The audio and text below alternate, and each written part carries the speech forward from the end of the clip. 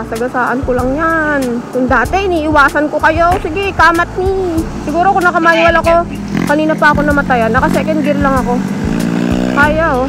Pero kung nga sabihin yung walang power tong PG1, meron. Mabilis-bilis din.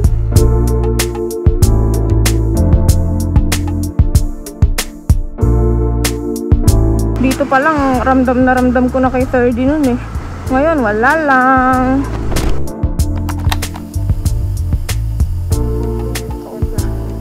Time check. I don't know actually. I think it's 2 PM na. Napakainit. So, sasamahan niyo ako ngayon na bumili ng ating pang-apat na motor. Actually, wala pa akong pangalan eh. Wala pa akong naiisip na pangalan sa kanya. 4? Parang pangit. Wala yung pangalan. Pero bibili na ba talaga ako? Ay nako, napaka-impulsive kasi natin. Hindi, actually, may 2 weeks ko namang pinag-isipan to. 2 weeks akong nag-research. 2 weeks akong nagbasa-basa. Humingi ng insights, ng opinion.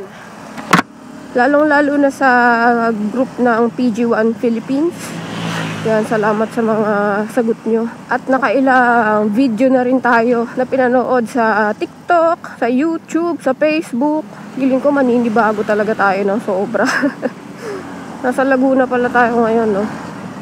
Mura kasi dito PG1 eh. Specifically sa branch na yon sa tapat ng SM.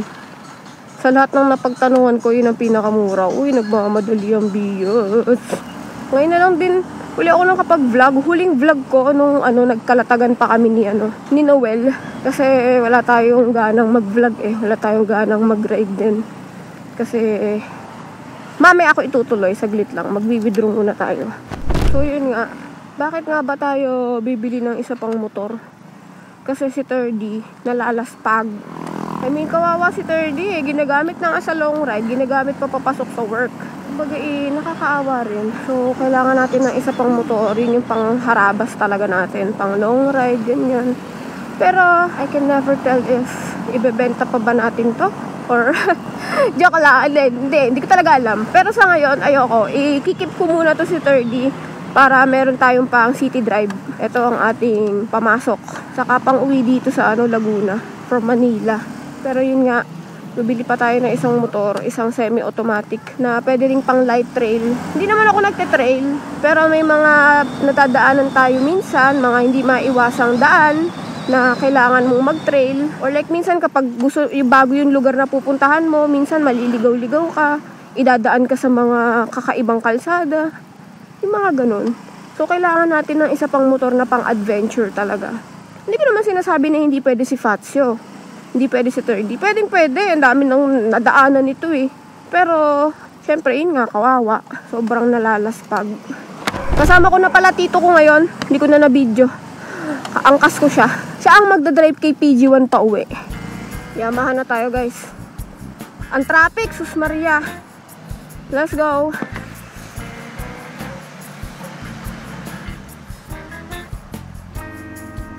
Ito nga sana ako, ganda din ito eh, no? Ang laki naman. Imagine mo ako nagdadrive na, napakalaki. Hindi yan. Pero gusto ko din yan kasi mabilis eh. Eto ko yung meme. Ito. Ganda no? PG1. So, sabi na natin siya. Ito nga yung kukunin natin. Pero yung unit ko nandun na.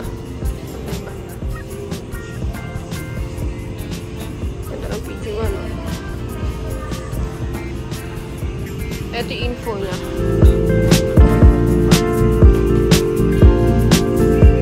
Mga freebies. Ito pinakamura. 94,900. So, bali 95,000 din. May sukli pa akong 100. Pero pogi eh. Itim. Si 30.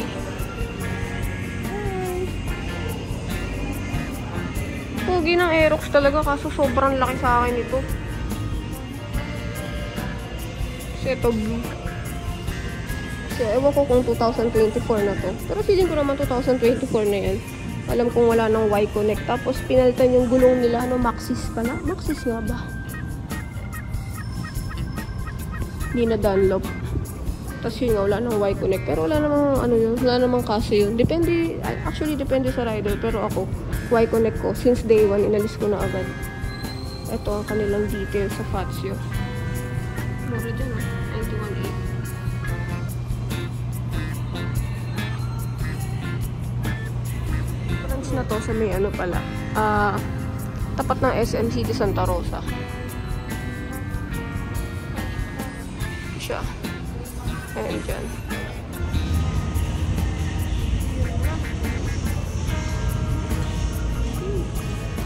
From that to just this. Sure daw kaso ayoko eh. So, sige, meme na lang. Sheesh! Ayan guys. Yun.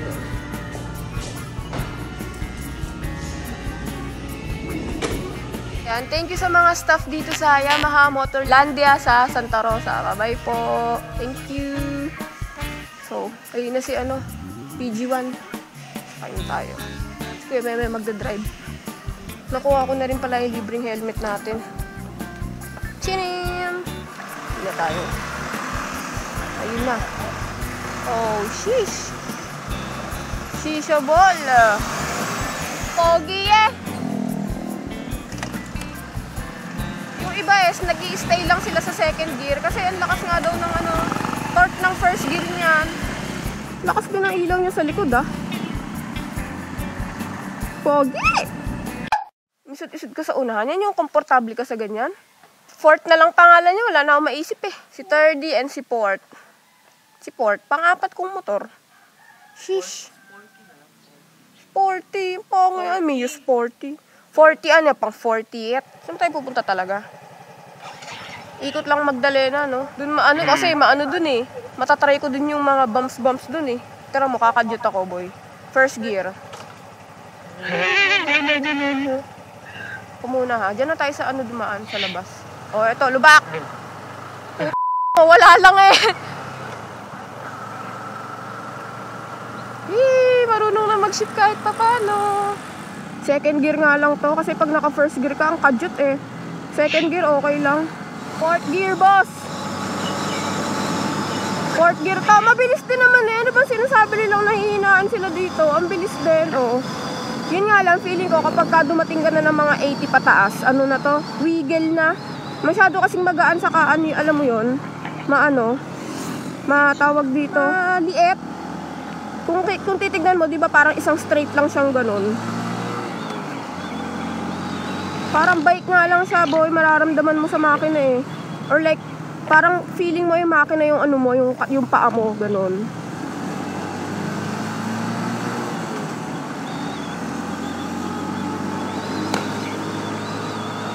Feeling ko magagamay mo rin to, boy.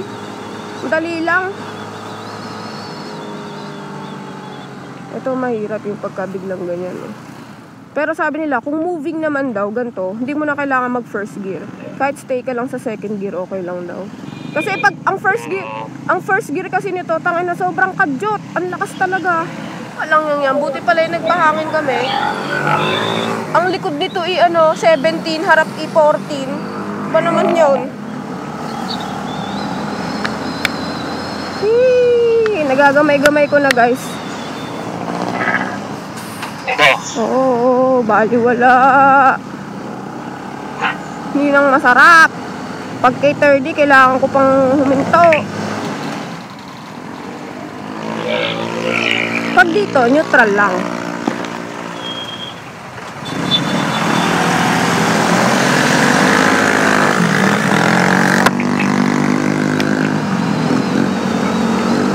Boy, nawala na yung signage ng Los Baños, oh. Babaguhin? Arko? Flat screen eh. Ayun nga, hindi ko nakita. Nakunan ko ba yung pagbilis ko kanina? Tayo na, hindi ko natanda. Kung hindi ko man nakunan, guys, sabihin ko na lang uli. Pag 80 plus na siya, medyo nakakatakot na kasi naggaganon na. Hindi naman malala, pero ramdam mo na gumigewang ng konti. Kasi nga, napaka-nimble. Straight body lang siya eh. Tapos, basta maliit lang kasi yung motor eh. So, medyo nakakatakot. Hindi kagaya ni 30, medyo mataba. Kaya kaya niyang mag 100 plus ng hindi stable pa rin yung takbo niya. Pero kung nga sabihin yung walang power tong PG1, meron, mabilis-bilis din. Ayan, diretso uli. Saka mabilis niyang maabot ang 80. Mabilis niyang maabot ang 70-80.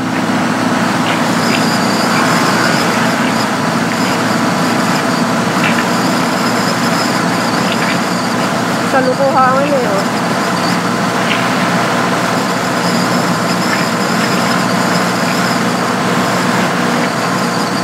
Okay na sa akin yung gantong takbuhan. Pero yan, naandam ako ng nagwiwigaw-wigaw. Wah! Uy, ayun o. So, bagal na tayo pagka ganon. Yung tipong, pag kunyari, mabilis ka, tapos nalubak ka ng slide, may chance na hindi ka mag-stable, hindi mag-stable yung takbo.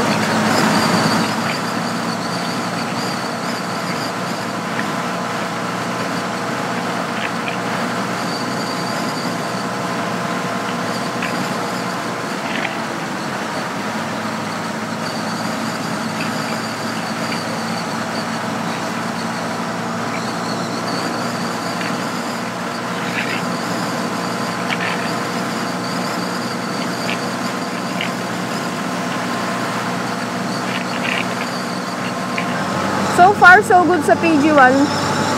Na ano ko na. Nagagamay-gamay ko na siya. Yun na lang talagang timing. Saka yun sa preno na ano ko na rin. Nakakaya-kaya ko na. Riding comfortability. Hindi ko pa masabi. May 1 oras na ba tayo nagra-ride, boy? May 2 hours na ba? Sabi nila, masakit daw sa puwet. Ewan ko, parang ako, hindi naman ako masyado nasaktan. Hindi pa naman nasakit puwet ko. Mahilig tayo sa long ride, diba? So, kayang-kaya ng puwet natin ng pangmatagalang nakaupo. Nagadoan. Kung saan malubak. Kawawa si 30.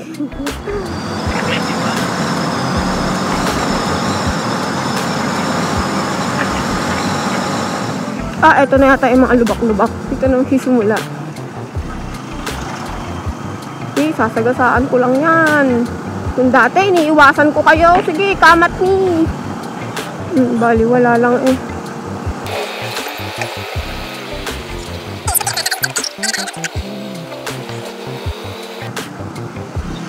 Ahon time. Putik na yan. Ang bagal. Siguro kung nakamanual ako, kanina pa ako namatayan. Naka second gear lang ako. Kaya oh.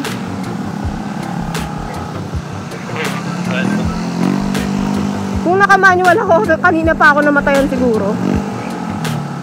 Piyesta pala din eh. Pag sa probinsya talaga may piyesta eh, o bongga.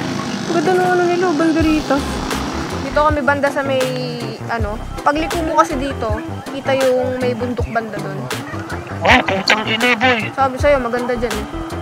Kahit doon sa baba, oh. Konti. Ang magkapatid. Si 30 at si 4th. Shish! Spoon and pork ang puta.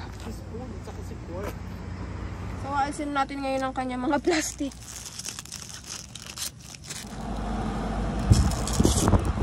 Hindi pa tayo makapag-ASMR.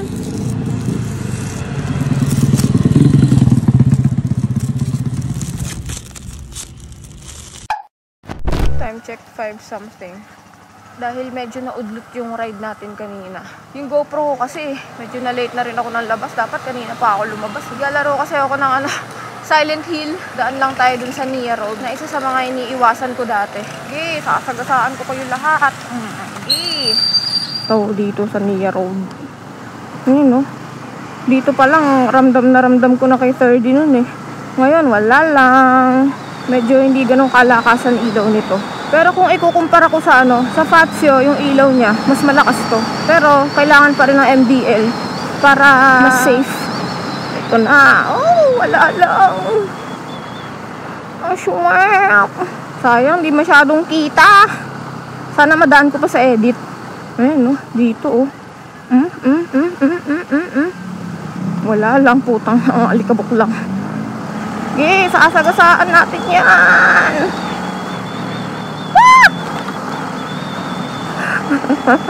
Talon-talon lang eh. Though, hindi ko alam kung lahat ng lahat ba ng pang trail na motor or like mga semi-automatic, ganito ba ka-vibrate? I'd like to think na it's just because of the knobby tires. Kaya ganito siya ka-vibrate. Pero hindi naman siya yung annoying kind of vibrate. Totoong nakakangalay siya sa traffic. Saka medyo naiilang pa akong sumingit.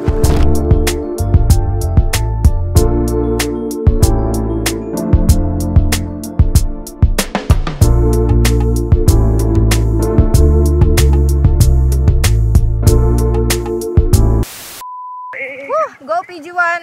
Go Fort! Grabe, ang sarap babe! Go Pardy! Tignan nyo naman yung dinaanan namin. Okay, suong natin! Putik na yan! Okay! Woo!